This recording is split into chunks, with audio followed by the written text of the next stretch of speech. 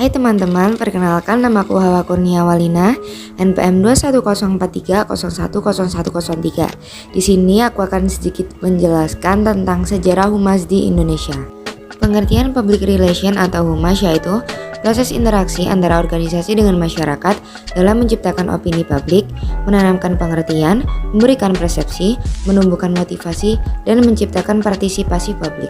Selanjutnya, definisi lain tentang public relation yaitu menjelaskan sebagai sebuah usaha yang dilakukan secara terus-menerus dan secara sengaja untuk membangun dan mempertahankan pengertian timbal balik antara organisasi dengan masyarakat.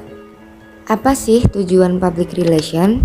Tujuan public relation yang pertama yaitu membuat citra positif organisasi atau perusahaan di mata pihak eksternal atau masyarakat. Yang kedua, upaya efektif untuk membangun pengenalan brand dan brand awareness. Yang ketiga, mendorong terciptanya hubungan baik, hubungan saling pengertian antara perusahaan organisasi dengan publik. Yang keempat, mendorong sinergi fungsi komunikasi pemasaran melalui public relation. Yang kelima, merupakan salah satu bauran pemasaran dalam konsep komunikasi pemasaran. Oke, selanjutnya kita masuk pada sejarah humas di Indonesia. Perkembangan awal humas di Indonesia yaitu para pakar hubungan masyarakat di Indonesia seperti Alwi Dahlam dan W. Nuradi sepakat bahwa praktek PR atau humas di Indonesia sama usianya dengan usia Republik Indonesia.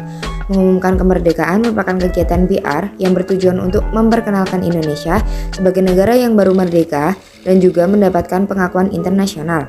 Tentu sebenarnya praktek PR sendiri sudah dilakukan sejak zaman kerajaan-kerajaan yang ada di Indonesia dan juga sebelum kemerdekaan diumumkan.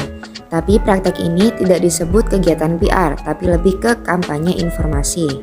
Selanjutnya periode kedua yaitu datangnya perusahaan-perusahaan multinasional.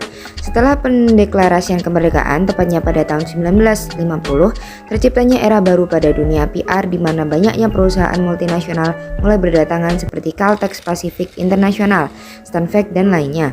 Perusahaan-perusahaan ini menganggap PR sangat penting dengan tujuan untuk memperkenalkan perusahaan tersebut serta untuk membangun komunitas dan reputasi pada publik. PR juga mulai berkembang di bidang pemerintah dengan dibentuknya bagian humas pada RRI dan Kepolisian RI.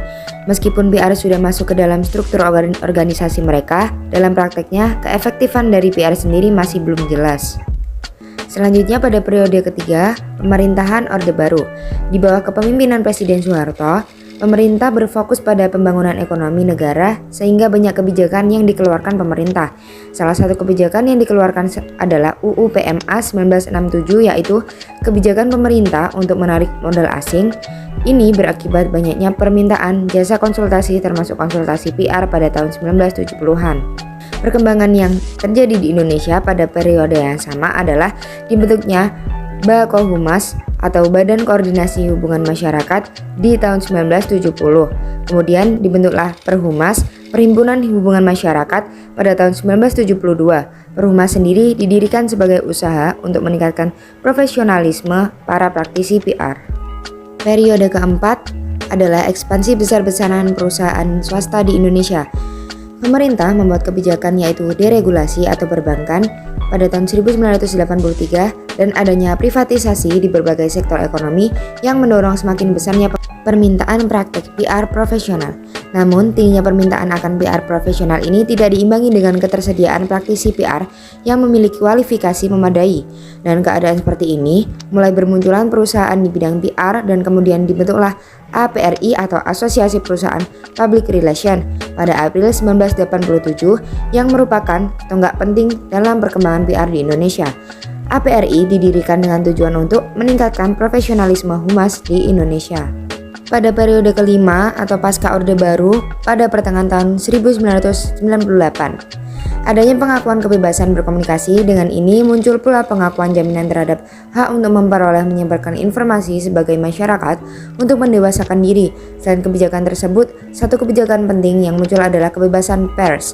Pada era ini, praktek PR sudah mengarah pada model humas simetris dua arah, yaitu cara ideal meningkatkan reputasi organisasi di antara target audiens dengan menggunakan komunikasi dua arah yang terjadi antara kedua belah pihak.